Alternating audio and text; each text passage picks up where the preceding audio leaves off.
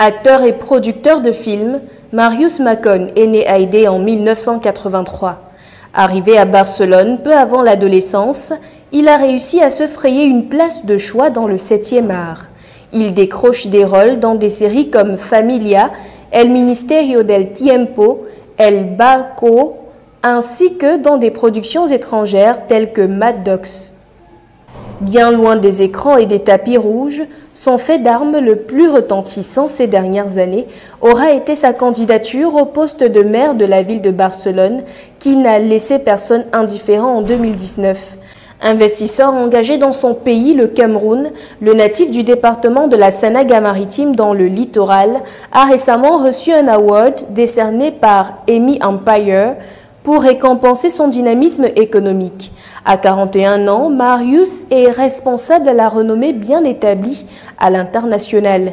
En dépit de son calendrier chargé, il a ouvert ses portes à Quotient Life pour une interview exclusive dans sa résidence temporaire à l'hôtel Hilton de Yaoundé. Plus qu'une simple interview, l'élément que vous allez suivre est une odyssée au cœur du parcours atypique mais profondément inspirant de Marius, un gamin parti de son Edea natale pour tutoyer les cimes du monde de la culture, de l'entrepreneuriat et de la politique en terre espagnole, tout en gardant un lien indéfectible avec ses racines.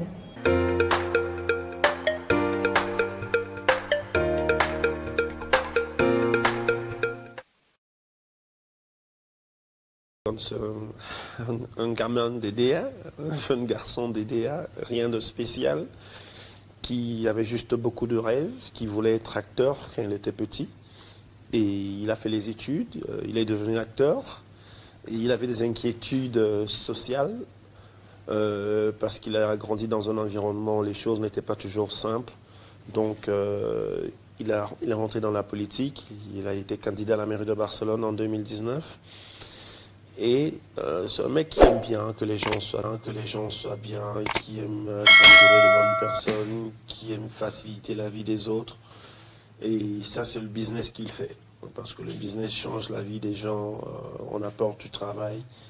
Et j'investis, j'ai 3 entreprises, j'investis parce que j'essaye d'aider les gens.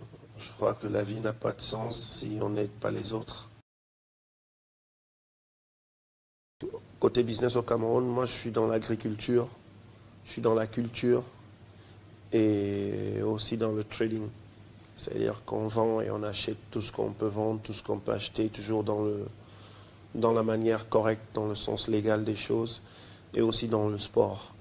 On aide les enfants qui ont un rêve d'être footballeurs, d'être basketteurs, de venir dans des pays où ces opportunités sont données. Donc ici, nous avons les produits vraiment dans l'état brut. On a beaucoup de talent dans tous les aspects du terme. Combien de Sud-Africains tu connais qui sont en MMA? Combien de Sud-Africains tu connais, ils ont gagné plus de 3 Champions League avec 2 équipes différentes? Combien de Nigérians tu connais qui sont en NBA et qui ont des gros postes? Combien de Nigérians d'origine tu connais qui sont au Real Madrid? Plus de 2. Tu vois? Et maintenant, on va à la NASA, on va un peu partout, on va dans la médecine. Le Cameroun, c'est un très grand pays. Oui, la société est raciste, mais le problème avec Vinicius, c'est que Vinicius ne connaît pas la société. Il est du Brésil. Et il est venu comme star. Et tu sais, pour une star, il y a des choses qui te choquent, parce que quand tu es une star, tu es une star à ce niveau. Samuel, par exemple, l'a bien compris. Samuel a adoré Samuel Eto'o. Il a adoré en Espagne. Mais lui aussi, il a eu ses problèmes. Sauf que nous, on connaît la société dans laquelle on vit. On n'est pas concentré sur le racisme. On est concentré sur nos objectifs. Tu vas trouver 3 racistes, tu vas trouver 10 gars bien. Tu vois, donc on n'est pas du tout concentré parce que le racisme a été créé. Le racisme, c'est un système politique, en fait. Pourquoi quand on crie contre Vinicius, pourquoi on crie contre lui? Parce qu'on sait que c'est un danger. Et en le traitant de nègre ou quoi que ce soit, ça le déstabilise. Et là, ça lui empêche d'être concentré sur son job. Le racisme a été créé pour déstabiliser les Noirs, l'Afrique, parce que les Noirs, nous sommes très forts. Le Noir, c'est l'être le plus fort et le plus puissant que j'ai jamais connu. Les Blancs ont une capacité intellectuelle très avancée. Mais je crois qu'au lieu d'entrer dans des débats, des guerres, on est complémentaires en fait.